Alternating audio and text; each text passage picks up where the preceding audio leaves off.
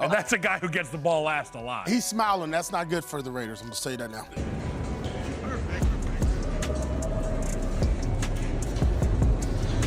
It's game day, y'all. And that's a guy who gets the ball last a lot. He's smiling, and that's not good news for the Raiders. Let me tell you right now, talk about touchdown-level headlines. First up, Taylor Swift and Travis Kelce turned Kansas City into date night central after the Chiefs absolutely steamrolled the Raiders, with Taylor cheering from the suite beside her dad, Scott. Then came what fans are calling the power move of the year. Travis showed real class with that rock-solid prenup, proving that romance and respect can totally coexist. And while he's tackling love, Taylor's out here tackling life, donating a cool $100,000 to help little Leia, a 2-year-old fighting stage for cancer.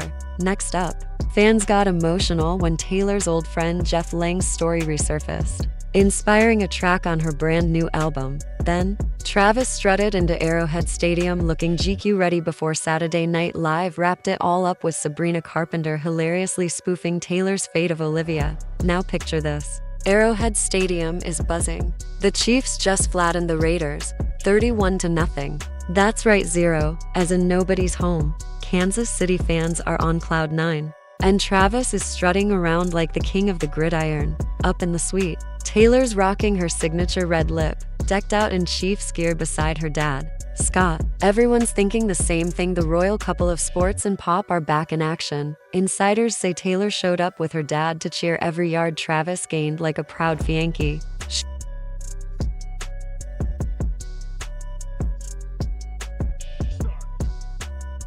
She was even spotted laughing with his parents, Donna and Ed, while WNBA star Caitlin Clark dropped by. Talk about a suite full of icons. Taylor's outfit? A black Chiefs jersey, gold jewelry, a ponytail, and that I own this era energy. She's been busy promoting her new album, The Life of a Showgirl, but she still made time to show up for her man. That's MVP girlfriend behavior right there. After the game, while most fans were still celebrating the shutout, Taylor and Travis decided to keep the good vibes rolling with a dinner date at 1587 Prime, the fancy steakhouse Travis co-owns with Patrick Mahomes. Eyewitnesses say the couple looked cozy and happy, sneaking in hand like they owned the night.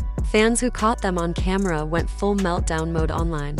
Some called them the definition of love and loyalty, while others joked that Travis wins games and Taylor wins hearts, feeling himself after that win. Travis told reporters that the game was just a teaser of what's coming next for the Chiefs. Basically, he said, "Buckle up, league, we're only getting started." And honestly, after the way he played and the way Taylor was hyping him up, you'd believe it. And speaking of being locked in, Travis's next big play isn't on the field, it's in the love game. Yep, the guy proved he's got more than touchdown instincts. He's got serious maturity moves too. Before the 2025 season even kicked off, he popped the question to Taylor and the internet. Basically broke in half, Taylor dropped the announcement with a cheeky caption about an English teacher and a gym teacher getting married. Classic Taylor. Between the screaming Swifties and the endless fan theories, the world realized something big. These two are really doing this. Now, you'd think the big drama would be about the ring, right? But nope, it's the prenup that's got everyone talking. Insiders say both of them agreed on a solid, no-nonsense deal, and honestly, respect. Taylor's sitting on $1 billion music empire, and Travis has his own vault of NFL gold, podcast money, and endorsement deals. Turns out, love doesn't mean handing your accountant a heart attack. Sources say Taylor made it clear from day one that romance doesn't cancel logic, and Travis totally got it. The man didn't blink. He reportedly told friends he admires how smart she is and loves that she's protecting what she built. That's not just smart, that's sexy smart. The prenup, by all accounts, is ironclad. The kind of thing that would make corporate lawyers whistle. And yet, instead of tension, it's showing everyone what their relationship is really built on: mutual respect, not mutual bank accounts. Of course, some skeptics are calling it a PR stunt. But honestly, they might want to sit down for this one. Because while some celebrity couples crumble over money talks, these two just laugh it off and keep moving forward like pros. And while Travis is locking down love, Taylor's reminding everyone her heart's just as legendary as her record sales. The pop powerhouse quietly dropped another $100,000 donation, this time for a brave little girl named Leia, a 2-year-old battling stage 4 brain cancer. No press conference. No big announcement, just a genuine act of kindness that hit everyone right in the feels. Insiders say Taylor came across Leia's story online, a tiny girl with a smile that could melt steel, and decided she wasn't just going to like the post. She was going to change the game. Leia's family had set up a GoFundMe for medical treatments like chemotherapy and stem cell therapy. Then, out of nowhere, a 6-figure donation dropped in from Taylor Swift. Cue emotional chaos. The donation came with a sweet message where Taylor sent her love and a virtual hug to her new friend. And yes, cue the tears.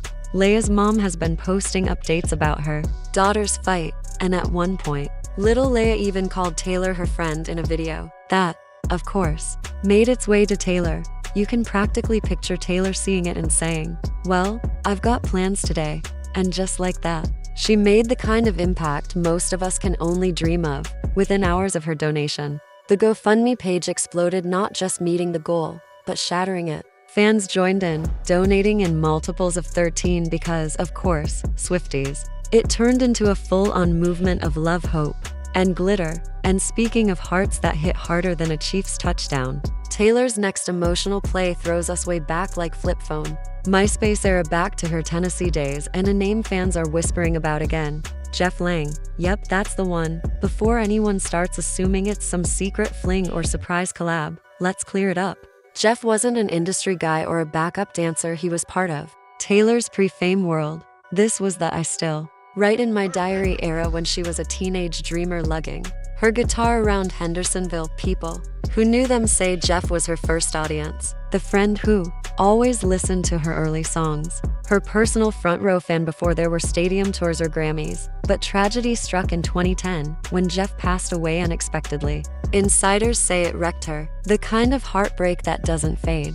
It lives in your lyrics, in your soul. Taylor even mentioned him while accepting an award back in her country days. That was a really happy moment this week. And yesterday, I sang at the funeral of one of my best friends. He was 21. I used to play my songs for him first. So I'd like to thank Jeff Lang. Fast forward to 2025, and fans are convinced she's finally telling that story in her new track, Ruin the Friendship, from the life of a showgirl. The title screams drama, but the lyrics? They're heartbreak. She sings about the one that got away, the kiss that never happened. And fans are saying, wait, this isn't about an ex, is it? Even Jeff's mom, Susan, has spoken about how touched she is that Taylor still honors her son's memory. She's got a framed photo of Taylor and Jeff hanging in her home, a reminder of a simpler time before fame rewired everything. And honestly, that's beautiful. Now, fast forward to the man currently making Taylor's heart do touchdown dances, Travis Kelce. He just pulled up to Arrowhead looking like he walked straight off a GQ cover and into an NFL tunnel.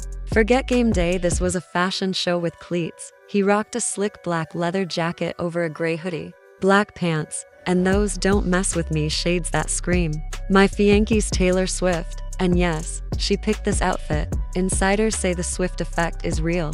Gone are the frat party fits and random hoodies. Travis has officially entered his It Boy era, serving looks sharper than a Mahomes pass. Social media imploded the second the Chiefs posted his entrance video.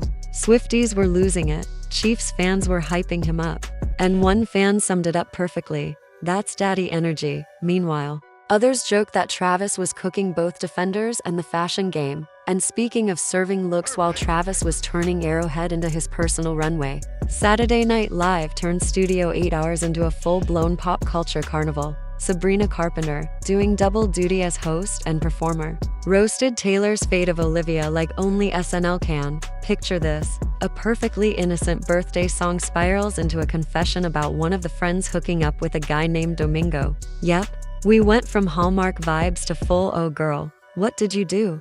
energy. Then, cue Domingo himself, played by Marcelo Hernandez, belting out his own version of Alex Warren's Ordinary. Suddenly, the sketch morphs into a chaotic pop concert, complete with a Gaga-style parody. The audience was screaming, Twitter was melting, and Taylor's fans were half laughing, half analyzing every lyric for hidden meanings. You know, they were wondering if Taylor was watching, like, so that's what we're doing now.